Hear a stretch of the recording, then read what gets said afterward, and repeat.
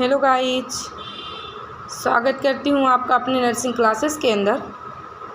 आज हम आपके लिए लेके आए हैं न्यू टॉपिक पोस्टपार्टम हेमरेज। लेकिन इससे पहले अगर आप मेरे चैनल को सब्सक्राइब नहीं किए हैं तो मेरे चैनल को सब्सक्राइब करें और बेल आइकन को दबाना बिल्कुल भी ना भूलें ताकि रेगुलर नोटिफिकेशन आपको मिलती रहे। तो आज की क्लास स्टार्ट करते हैं। पोस्टपार्टम हेमरेज, जिसे हम प्रसव पश्चात रक्तस्राव कहते हैं। ठीक है, देखो, the bleeding that occurs from the genital tract of the mother for 6 weeks after the birth of the child is called postpartum haemorrhage. This bleeding can occur at any time during pregnancy. इसका मतलब है कि शिशु जन्म के पश्चात माँ को 6 सप्ताह तक जनन मार्ग से होने वाले रक्तस्राव को ही क्या बोलते हैं? प्रसव पश्चात रक्तस्राव कहते हैं, यानी पोस्टपार्टम हेमरेज कहते हैं। यह रक्तस्राव सूतिकावस्था में कभी भी हो सकता है। इसका मतलब है कि क्या कहते हैं, शिशु के जन्म के पश्चात यानी 6 वीक तक जो जनन मार्ग से होने वाले रक्तस्राव को ही हम क्या बोलते हैं? पोस्टपार्टम हेमरेज बोलते हैं। जो जेनाइटल ट्रैक्ट से ब्लीडिंग होती है, अगर जो 500 ml से अधिक ब्लीडिंग आए, ठीक है, तो यानी वो क्या कहलाता है? पोस्टपार्टम हेमरेज कहलाता है। और ये सूतिका अवस्था में यानी परप्यूरियम में कभी भी हो सकता है। ठीक है, परप्यूरियम में सूतिका अवस्था में कभी भी ये हो सकता है। समझ में आया? 500 ml से अधिक ब्लड अगर जो आया तो उसे क्या बोलते हैं? पोस्टपार्टम हेमरेज बोलते हैं। ठीक है, अब हम नेक्स्ट बात करते हैं टाइप किसके? पोस्टपार्टम हेमरेज की।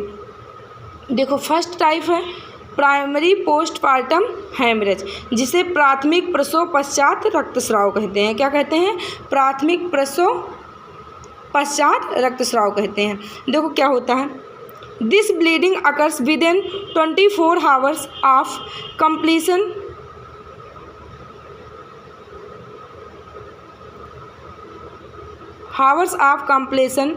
of delivery. Therefore, it is also called early postpartum hemorrhage. Its main causes are atonic uterus, contraction, accidental या ट्रूमा एंड ब्लड क्या है? कोगुलोपैथी। ठीक है, देखो इसमें क्या होता है, यह रक्तस्राव प्रसव पूरा होने के 24 घंटे के अंदर होता है। यानी जब डिलीवरी हो जाती है तो 24 घंटे के अंदर जो ब्लीडिंग होता है, ठीक है, उसे ही हम क्या बोलते हैं? प्राइमरी पोस्टपार्टम हेमरेज बोलते हैं। इसीलिए इसे ईयरली पोस्टपार्टम हेमरेज भी कहते हैं। जो 24 घंटों के 24 आवर्स के अंदर ब्लीडिंग होती है उसी को हम ईयरली पोस्टपार्टम हेमरेज भी कहते हैं। एटोनिक गर्भाशय चोट व दुर्घटना व रक्त स्कंदन विकार इसके मुख्य कारण हैं। यानी जो एटोनिक यूट्रस होता है, एटोनिक गर्भाशय मिस होता है कि उसमें कॉन्ट्रैक्शन रिलैक्सन नहीं हो पाता है। ठीक है, और रक्त स्कंदन विकार यानी ब्लड कोगुलोपैथी विकार इसके मुख्य क्या है? कारण है। क्या है? इसके मुख्य कारण है। समझ में आया? प्राइमरी मिस यही होता है कि जो डिलीवरी के बाद 24 आवर्स के पहले जो ब्लीडिंग होती है उसे हम ईयरली पोस्टपार्टम हेमरेज बोलते हैं। ठीक है,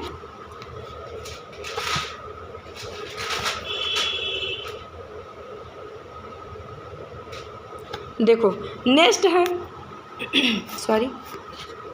देखो नेक्स्ट है सेकेंडरी पोस्टपार्टम और प्यूरिपेरल हेमरेज। ठीक है, इसका मतलब है कि द्वितीय प्रसव पश्चात रक्तस्राव। देखो, also called true PPH, this haemorrhage occurs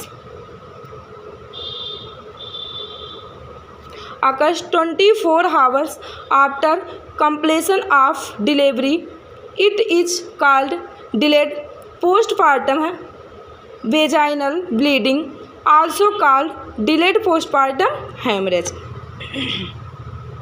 देखो, इसको ट्रू PPH भी कहते हैं। क्या कहते हैं? ट्रू पीपीएच भी कहते हैं। यह रक्तस्राव प्रसव पूरा होने के बाद होता है। कब होता है?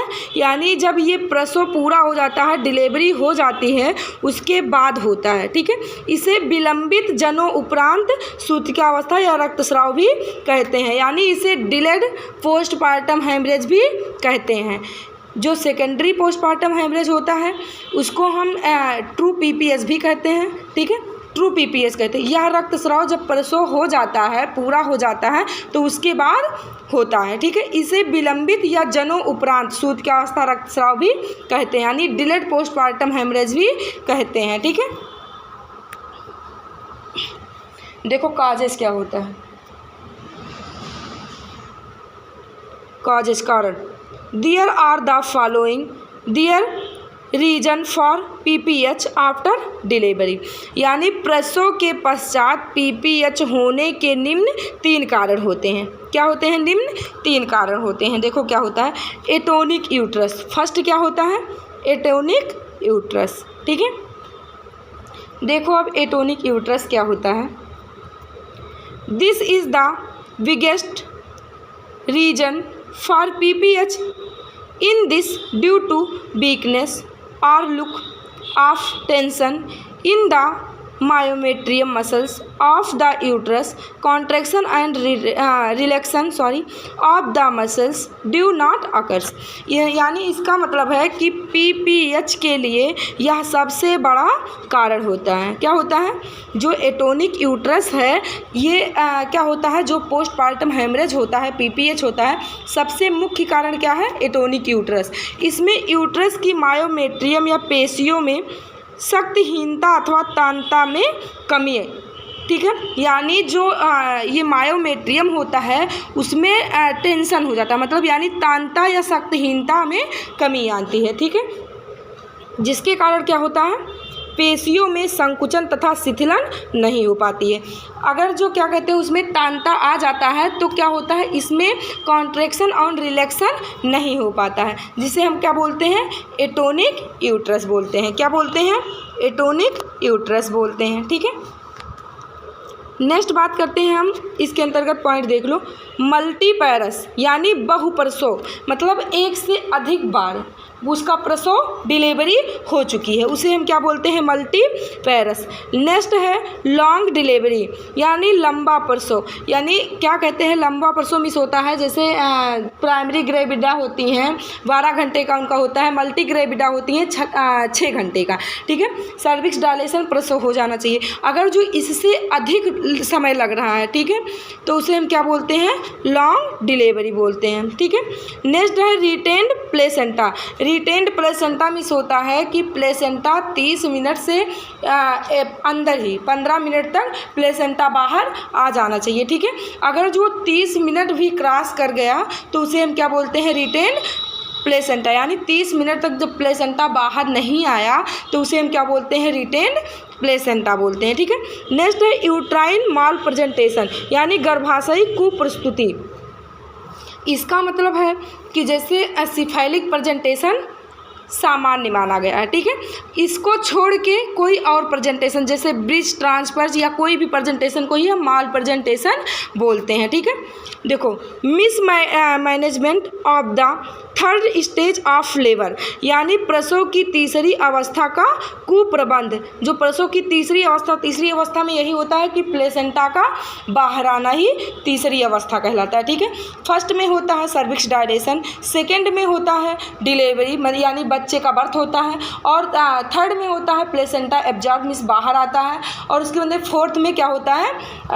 मतलब एब्जॉर्ब किया जाता है, जैसे बीपी वगैरह लिया जाता है। ठीक है, देखो excessive stress on the uterus यानी गर्भाशय पर अत्यधिक तनाव।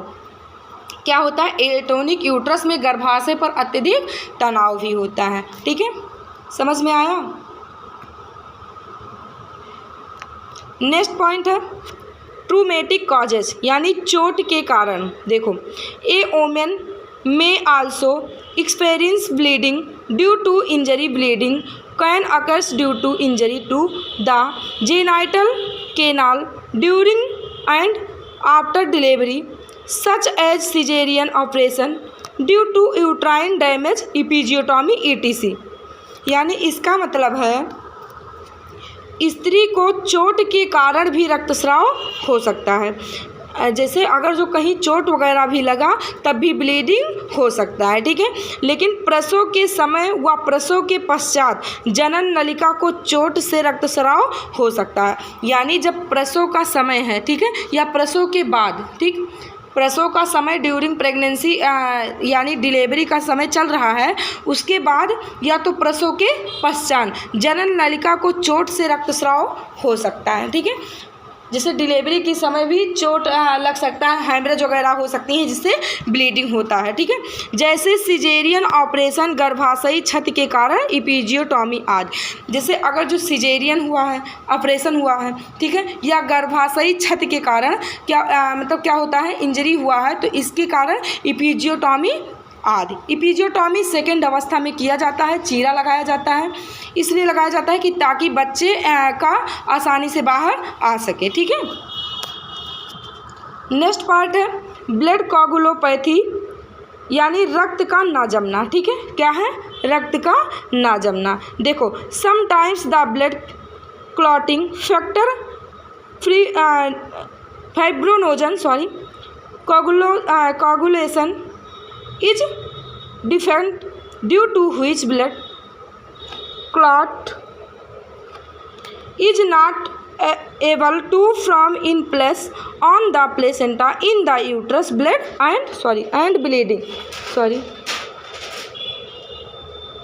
and bleeding continuous after delivery.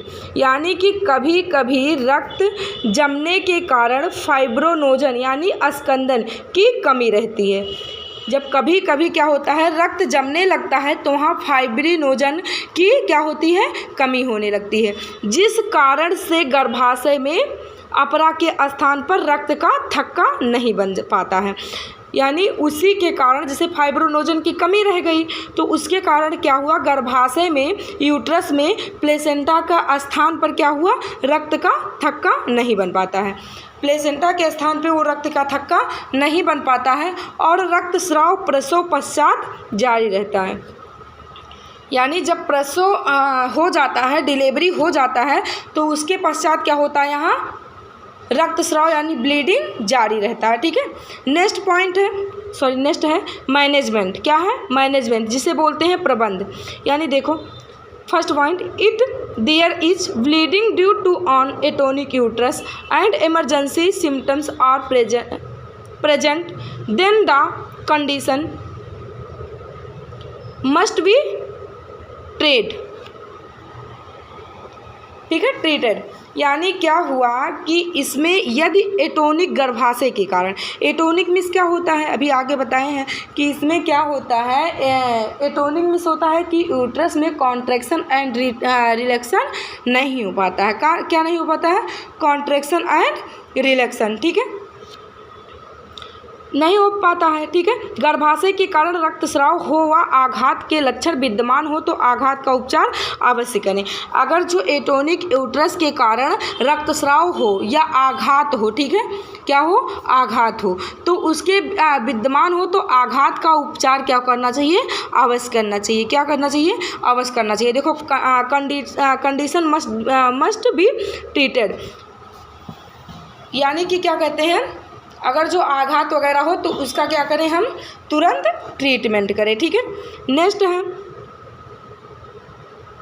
IV to the women, fluid should be given and oxygen should also be given immediately. यानी महिला को IV फ्लूइड देना चाहिए। क्या कहना चाहिए? उसे IV फ्लूइड तुरंत देना चाहिए, वह ऑक्सीजन भी तुरंत देनी चाहिए। अगर उसे ऑक्सीजन की भी कमी है तो तुरंत उसे क्या करें, प्रोवाइड करें, ठीक है। समझ में आया? नेक्स्ट पॉइंट देखो, blood transfusion should be done the patient through intravenous route through layers bear catheter. यानी कैनुला के द्वारा, लार्ज बेयर कैनुला के द्वारा रोगी को सीरिये मार्ग, यानी क्या कहते हैं, इंट्रावीनस मार्ग द्वारा रक्तदान करना चाहिए, यानी ब्लड ट्रांसफ्यूजन करना चाहिए। ठीक है, IV मतलब जैसे लार्ज कैनुला द्वारा। ठीक है, क्या करें, रोगी को इंट्रावीनस द्वारा ब्लड ट्रांसफ्यूजन क्या करना चाहिए। ठीक है, नेक्स्ट पॉइंट है 5 से 10 unit oxygen IM must be given by route along with this injection of O2 mg, sorry O2 नहीं है, 0.2 mg Methergine should be given, यानी 5 से 10 यूनिट ऑक्सीटोक्सिन IM मार्ग द्वारा दिया जाना चाहिए। मतलब हम क्या करेंगे, 5 से 10 क्या करेंगे यूनिट। ठीक है, ऑक्सीजन के थ्रू ऑक्सीटोक्सिन, सॉरी क्या कहते हैं, 5 से 10 यूनिट, ठीक है, उसे ऑक्सीजन देंगे किसके थ्रू, IM मार्ग द्वारा। कब कैसे देंगे, IM मार्ग द्वारा, यानी इंट्रामास्कुलर द्वारा दिया जाना चाहिए। ठीक है, साथ में 0.2 mg मेथार्जिन का इंजेक्शन देना चाहिए, यानी ऑक्सीटोक्सिन के साथ ही हम मेथार्जिन का इंजेक्शन भी 0.2 mg देना चाहिए। ठीक है, मेथार्जिन इसलिए दिया जाता है कि जिससे कोई कचरा वगैरह हो तो बाहर निकल जाए, और ऑक्सीटोक्सिन इसलिए दिया जाता है कि कॉन्ट्रैक्शन वगैरह स्टार्ट रहे। ठीक है, नेक्स्ट है blood clot form in place in the uterus should be lightly massaged to start contraction can help. ठीक है, नहीं हेल्प नहीं, हेल्पेन है। ठीक है, सॉरी, गर्भाशय में जगह जगह रक्त के थक्के बन जाते हैं। ठीक है, यानी यूट्रस में क्या होता है, रक्त का थक्का जगह जगह पे बन जाता है। ठीक है, अतः गर्भाशय की हल्की मालिश करनी चाहिए ताकि संकुचन प्रारंभ हो जाए। यानी क्या करेंगे हम, वहाँ गर्भाशय पे, यूट्रस पे क्या करेंगे, हल्की हल्की मसाज करनी चाहिए। अगर जो मसाज करेंगे तो वहाँ क्या होगा, कॉन्ट्रैक्शन स्टार्ट हो जाएगा। ठीक है, नेक्स्ट देखो, इर्गोमेट्रिन इंजेक्शन शुड बी गिवन, यानी जो इर्गोमेट्रिन का इंजेक्शन भी देना चाहिए। ठीक है, उसके बाद में to prevent infection the women should be given prophylactic antibiotics, यानी महिला को संक्रमण ना हो इसके लिए प्रोफाइलेटिक एंटीबायोटिक्स दिया जाता है। क्या दिया जाता है, प्रोफाइलेटिक एंटीबायोटिक्स देना चाहिए। ठीक है, किसके लिए,